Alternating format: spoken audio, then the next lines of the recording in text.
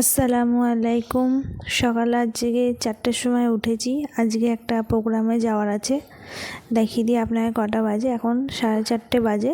আমি 4টে উঠেছি, কিছু কাজবাজ সারতে 4:30 বেজে গেল। চলুন আজকের কাজটা শুরু করা যাক। আপনাদের সাথে সবই শেয়ার করব, দেখতে থাকুন। আজকে যাওয়ার আছে আমার মেয়ের অ্যানুয়াল স্পোর্টস ডে আজকে। তা সেখানেই যাওয়ার আছে, 7:30টার মধ্যে পৌঁছাতে হবে। তাই 4টেতে উঠে পড়েছি। উঠে গিয়ে ঘরের কিছু কাজ আছে, সেগুলো আগে গুছিয়ে নেব। যেমন কালকের জামা কাপড় ছিল, তা বাচ্চাটাকে হোমওয়ার্ক করার থেকে জামা কাপড় কটা গোছানো হয়নি, তাই এখন সকালবেলা উঠে গুছিয়ে নিচ্ছি। পরিষ্কার করে গেলে সারাদিন আর এসে কিছু কাজে থাকবে না। ঘরটা ক্লিন থাকলে না মনটাও বেশ ভালো লাগে। আর ঘর যদি অগোছালো থাকে তাহলে মনটাও বেশ ভালো লাগে না। ঘর সবসময় পরিষ্কার পরিচ্ছন্ন টিপটপ থাকাটাই ভালো লাগে। তাই এগুলো সব গুছিয়ে নেব। গুছিয়ে বাকি কাজ কটা করব। হয়তো আপনাদের সাথে পুরোপুরি ভিডিওটা আমি শেয়ার করতে পারবো না, তবে যতটুকু পারছি শেয়ার করছি। আপনারা পাশে থাকলে অবশ্যই আমি আরও নতুন ভিডিও বানাবো এবং আপনাদের সাথে আমার ডেইলি লাইফ রুটিন শেয়ার করব। ঘরটা প্রায় জামা কাপড় গোছানো হয়ে গেছে। এদিক ওদিক ময়লা সব ফেলে দিয়েছি। এবার ভালো করে ঝাড় দিয়ে দেবো। আসলে বুঝতেই পারছেন সকালবেলা তো আলোর একটু প্রবলেম, তাই ঘরে হালকা একটা আলো জ্বালিয়ে কাজটা করা হচ্ছে।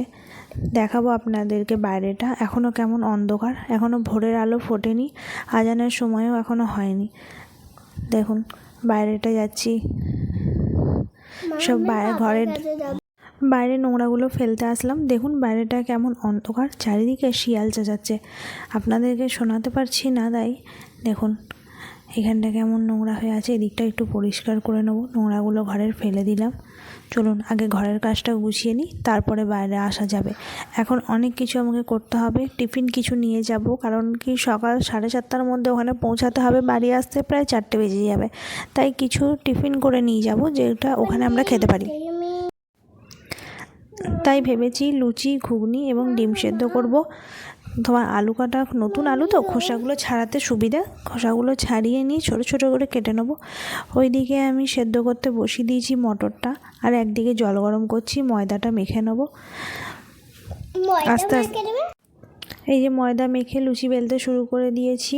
ফটাফট কাজগুলো করছি। মনে হচ্ছে একটু দেরি হয়ে গেছে, আপনাদেরকে দেখাতে পারলাম না। হঠাৎ করে স্কুলে চলে আসলাম, কারণ কি খুব তাড়াহুড়ো লেগে গেছিলো। সকাল 6:30 বাজতেই যাচ্ছিলো, তাই বাচ্চাটাকে রেডি করে নিয়ে আসতে একটু তাড়াহুড়ো হয়ে গেল।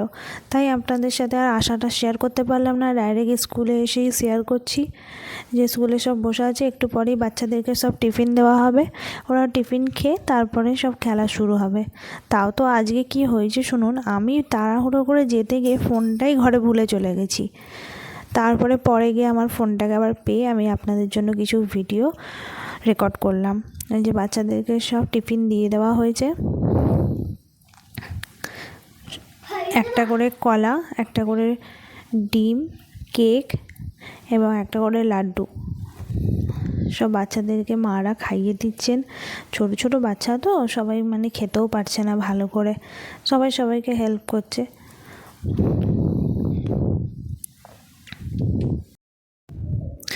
স্কুলের ম্যামরা খুবই ভালো।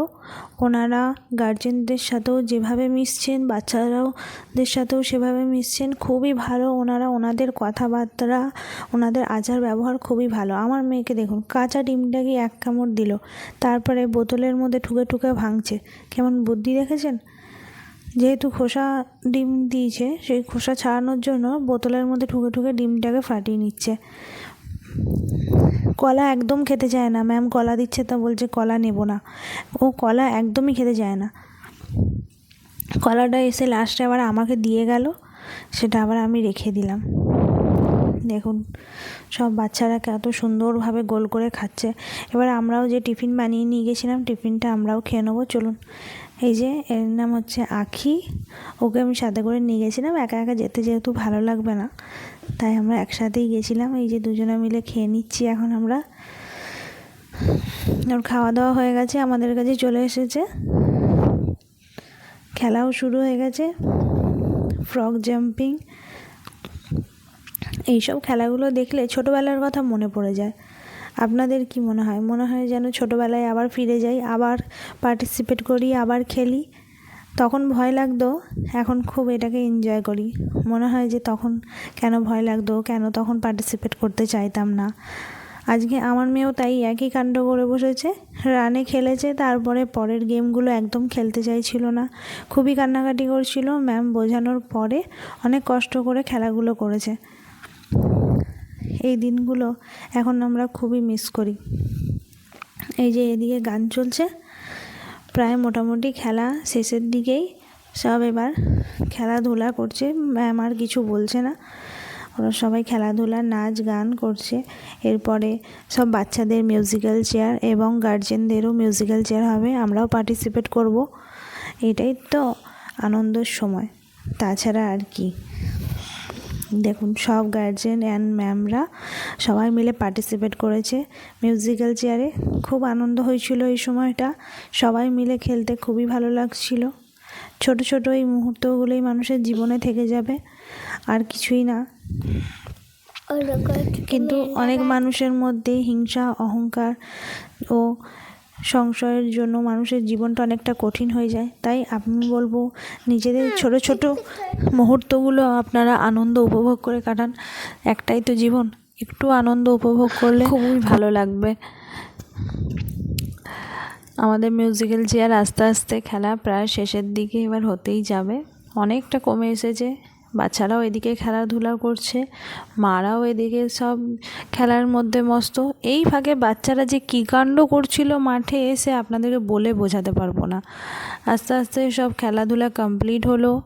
এই দেখুন সমস্ত বাচ্চাদেরকে গিফট দেওয়া হয়েছে, এই না যারা ফার্স্ট সেকেন্ড থার্ড হয়েছে তাদেরকেই শুধু গিফট, প্রত্যেকটা বাচ্চাকে গিফট দিয়েছে। এটা খুবই ভালো একটা কাজ, বাচ্চাদের উৎসাহ বাড়বে এবং খেলাধুলায় মনোযোগীও হবে।